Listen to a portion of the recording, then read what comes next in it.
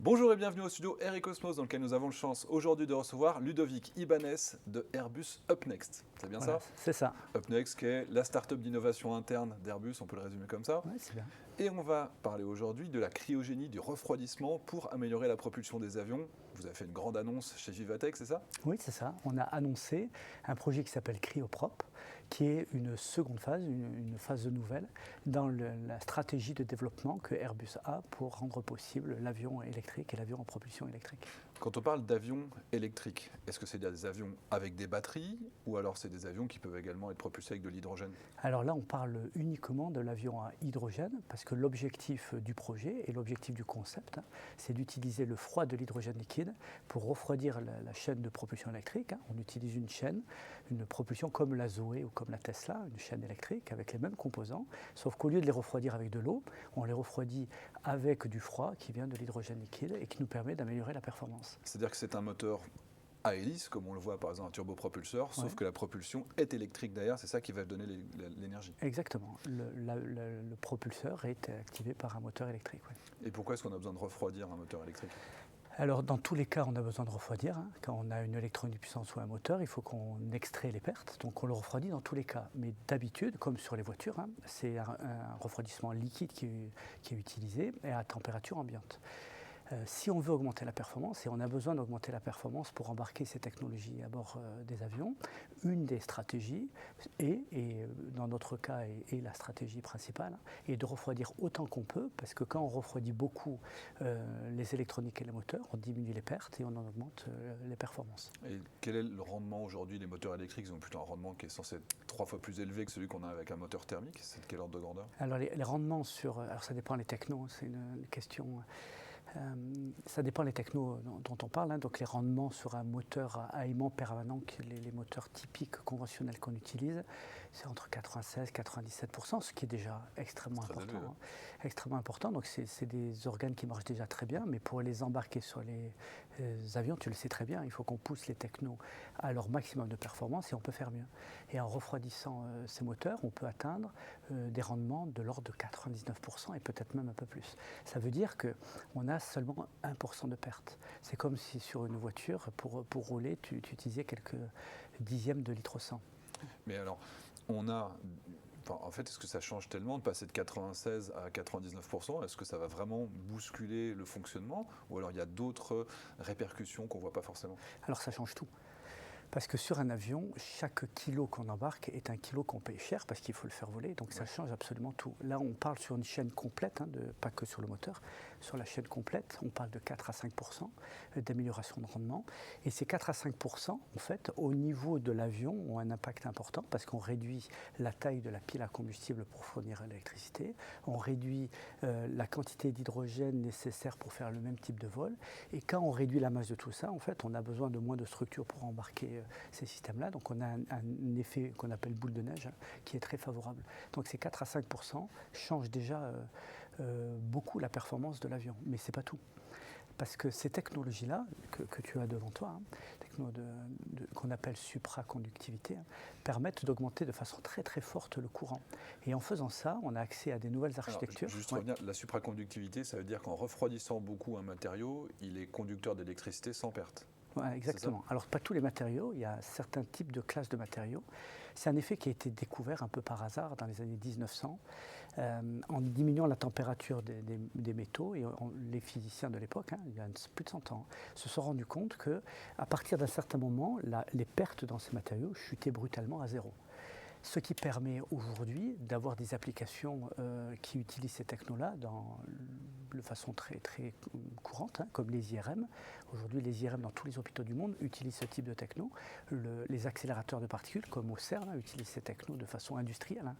Il y a beaucoup d'applications qui utilisent ce phénomène-là, parce qu'au niveau du génie électrique, c'est quand même une rupture très forte, où on peut transporter des dizaines de mégawatts, et même plus, sans zéro perte. C'est comme si on roulait en voiture et qu'on consommait 0 litre au 100. Il n'y avait plus de frottement avec la route. Voilà, exactement. Et c'est exactement ça qu'on a avec ces matériaux. Et c'est pour ça qu'on les regarde de très près et qu'on est en train de les étudier de très près pour adapter leurs performances et les technologies pour rendre possible ces technos à bord d'un avion. Ok, excellent. Alors, ça veut dire, quand tu parles de froid, C'est quoi? C'est moins 50, parce qu'on vole à moins 50 degrés quand on est en altitude. Là, on va aller jusqu'à quel niveau? Alors le froid, pour nous, c'est extrêmement froid. Pour la physique, ça n'est pas tant que ça. Donc on parle, c'est la techno que tu as dans la main est supraconductrice à une température qu'on appelle 70 Kelvin. On va dire à peu près moins 200 degrés Celsius. Quand on maintient ce matériau à cette température-là, on a cet effet-là. Donc c'est pour ça qu'autour de cette techno, on construit des isolations, on appelle ça des cryostars. C'est une très très bonne isolation qui nous permet de maintenir ces composants à ces températures très basses. Et quelle est la source de froid pour aller si bas? La source de froid, c'est l'hydrogène, parce qu'il est clair que ces technos ont beaucoup de potentiel. Au niveau du génie électrique, de la chaîne de propulsion, elle a beaucoup d'avantages et beaucoup de potentiel. La seule question qu'on a qui reste, c'est comment est-ce qu'on peut refroidir et maîtriser la température de ces composants. Et la chance qu'on a, c'est dans l'avion à hydrogène liquide, on a cette source de froid, puisque l'hydrogène liquide est à moins 250 degrés Celsius. Okay.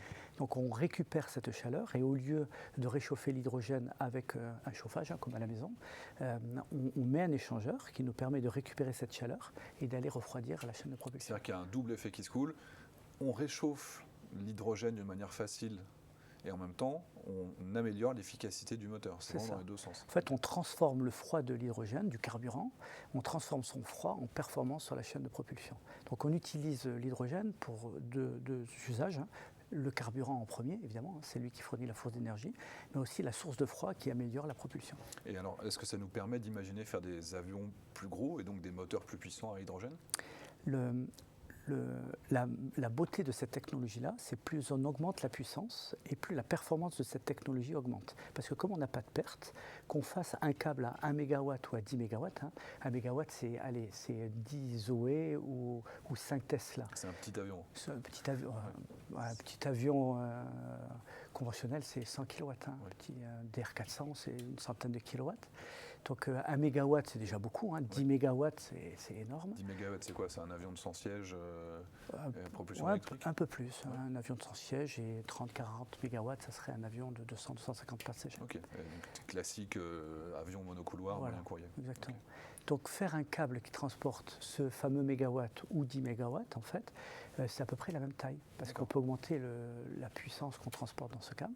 Donc la puissance transportée n'a plus d'impact sur la masse. Et ça, c'est une révolution pour nous. Ça veut dire que plus on augmente la puissance de l'avion, plus on augmente la performance, parce que les technos sont relativement les mêmes. Et quelles sont les échéances? Là, on a un objectif 2035, on parle de l'avion à hydrogène pour 2035 pour un premier test. Alors, on a les 3 dernières années, on a franchi un pas majeur déjà, qui a été de transformer, d'utiliser ces technos, qui sont courantes au sol, en un démonstrateur sol avec une spécification avion, et on a démontré 2 choses. La faisabilité, donc pour la première fois dans le monde, on a développé un système de propulsion dit cryogénique, froid, qui utilise la supraconductivité, mais pas que. Et on a réussi à le faire tourner en octobre dernier, et ça n'avait jamais été fait. Donc déjà, on a démontré la faisabilité, ça a été un gap important. La deuxième chose qu'on a faite, qui n'avait jamais été faite précédemment, c'est d'évaluer à partir de ce démonstrateur et de tout l'écosystème qu'on a, quelle en serait la valeur au niveau avion. Et là aussi, on a vu un potentiel extrêmement fort en termes de performance.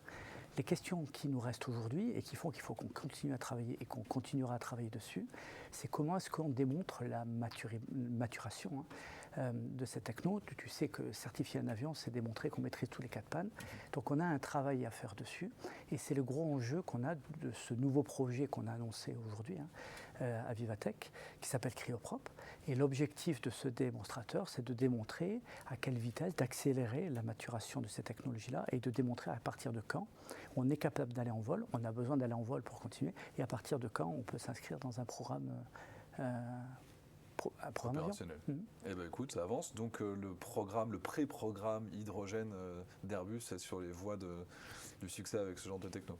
C'est ça. On est une option technologique, il y en a plusieurs, on est des équipes en parallèle, où on travaille, on pousse ces technos, et on verra dans quelques années, quand il y aura des jalons assez majeurs, quelle est la techno la plus pertinente, performante en termes de performance, mais aussi de maturation, d'écosystème capable de donner la meilleure performance. Écoute, Ludovic, merci beaucoup, c'était passionnant. On va suivre vos aventures et puis on renvoie aussi vers le site UpNext sur lequel il y a plein d'autres innovations. Je vous renvoie aussi vers une ancienne vidéo qu'on avait fait chez UpNext avec le concept de l'observation, l'intelligence artificielle, la reconnaissance. Il y a beaucoup de choses. Tu es le bienvenu. Un grand merci. Et on vous dit à très bientôt au studio Aéricosmos.